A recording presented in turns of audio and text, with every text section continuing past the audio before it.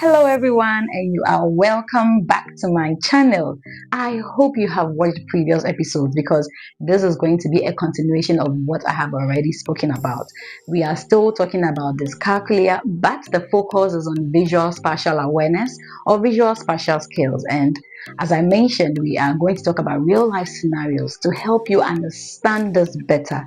And then we would conclude with a movie we have all watched before, we all love, we all like. And so let's dive right into the scenarios. And so, scenario number one, um, you probably would give your child. So, let's say you give your child her backpack to pack her books. So, two notebooks, her pencil case, her jacket, her water bottle, and let's say her lunchbox. And then you notice instead of taking her time to arrange, she probably just dumps everything in. And then now she's struggling to, close the zip, or one part becomes too heavy than the other part. And probably you would find yourself trying to teach your child. You have said it, this is how you arrange, this is how you pack. But every time you give it to her, she ends up doing the same thing. It's not because when you were teaching her, she did not listen or pay attention. But you find that your child is still struggling to just organize her things well. The child may be having a difficulty related to visual spatial awareness. Or you probably gave your child juice, okay, juice box, and asked the child, okay, fill these cups for me.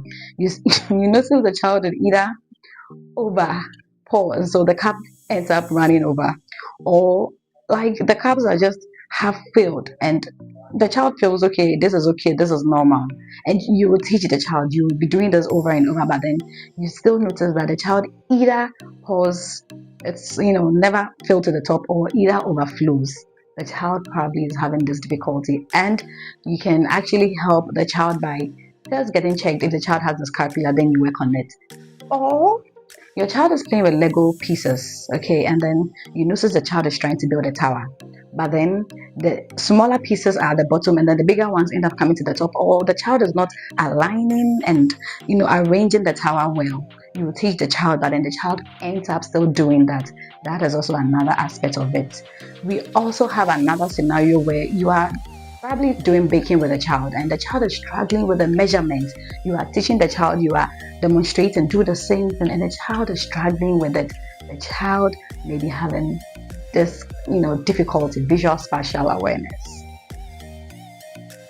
Now, another scenario is getting dressed up. Now, this child is at the age where you expect them to know how to dress properly, where to get what and what to wear. But then that child either overdresses or underdresses. That child would either do a lot of mismatch. That child will probably wear miscolored socks, so probably white socks here, red socks. Or instead of putting the right foot shoe, to the right, they end up taking it to the left. Usually people call it bananas. Yeah. And so you have taught that child over and over, but you notice that your child is still having challenges with this. Okay, it is not the child's fault, as we are learning today. Another thing is you tell the child to tell you the time from an analog clock, and they are confused. You have taught them 1, 2, 3, you count it in fives, and the child is like, what are you saying? It is not their fault. They are struggling with understanding the whole thing because, as I mentioned, dyscalculia has to do with numbers, and beyond numbers, there are other factors that also disturbs or worries the child. You don't see these things, but then it is a struggle and a difficulty for the child. Now, another thing you would notice is that that child probably, when walking, bumps into people, bumps into objects. The door is there, the door frame is there, but then they end up going to hit the side of the door. It is not their fault. You be like, can't you see? Are you blind? What is wrong with you? Please take your time with that child, okay? It is not their fault. Or usually, a familiar place, somewhere you have taken the child to over and over. You tell the child, maybe, let's say you've gone to church and you say, oh, go to the washroom and come back. The child goes and comes back and says, I can't find the washroom. Meanwhile, this is a place you have been taking the child to over and over. Or you probably gone to visit grandma. The child has been going to grandma's place every vacation, but then the child goes out to play and then cannot find their way back home. It is not because they don't know where they live, but then they are struggling with the direction, turn left, turn right. It is not the child's fault. I keep repeating this because I know sometimes we tend to blame the children. We tend to say they are too dumb or what is wrong with them. Now, like I'm saying, if you notice this is like it's something you've taught the child, you have gone through it over and over, yet still the child is having difficulty with it. You have to understand it is not their fault. In a classroom setting, you may have this child struggling with looking at the board. There's notes on the board, and so they have to read and then write in the book. Then you come and inspect their notes, and you're like, what is this? One line to the next line, there is no correlation. Everything is just jumping all around. And you have taught the child. You're expecting this child to pick it up, but the child is struggling.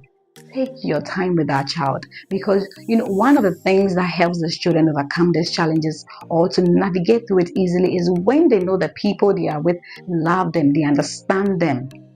And so this is where I'm going to end the scenarios, because I can go on and on and on and on. You can actually type this online, examples of or scenarios of children that are having difficulty with visual spatial awareness or visual spatial skills, and you get a lot of these scenarios. But if you are unsure whether your child has dyscalculia or not, please go and see a doctor, okay, a pediatrician or an educational psychologist to help you understand and to know how and what to do. Now let's do a quick review on the movie Like Stars on Earth. I believe this is a movie most of us have watched. If you have not, I would encourage you to do so, because the movie takes us on a journey with Ishan, and we see the world through his eyes. He was having difficulties in school, not because he was lazy, okay, but it was difficult for those who were rather around him to understand and to guide and support him, until his art teacher comes and sees the world the way he does and helps him. Now we see how creative he is, how imaginative he is. And this guy did so amazingly well. And so when you watch this movie, it would help you understand your child, to know that yes, he or she may not be good in an aspect, probably in reading, in maths, and calculating, but then that child probably will be good with drawing, good with cooking, good with singing, something. Okay, no child is completely dumb. No child is blank up there. Sometimes you say, do you even have brains in your head? No, no child. I mean, how would a child be moving about if they don't have any brains in their head? We are all unique and different in our own special way. You may be good in something, but then you may feel like something else. And so, just watch the movie. Let's go on the journey with Ishan, and let's see how he was able to overcome the fear he was facing. Now, another thing I would want all of us to pay attention to is the fact that when our children are going through difficulties, they really would survive best if the people around them, the people in their circle, support them. And so if their parents are the ones who are showing them the love and the care, cheering them on, if their teachers are being patient and kind with them, it helps them overcome these challenges better. Some of them may not become the best at whatever subject it is, but then you will realize that with a little love and push and support, they will get a bit better, they will get okay. And so this is where we are drawing the curtains on Dyscalculia.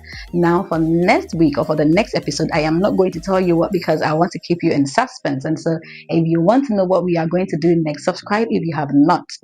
And I look forward to hearing from you all in the comment section. Thank you so much if you have watched up to this point. Lots of love from me to you all.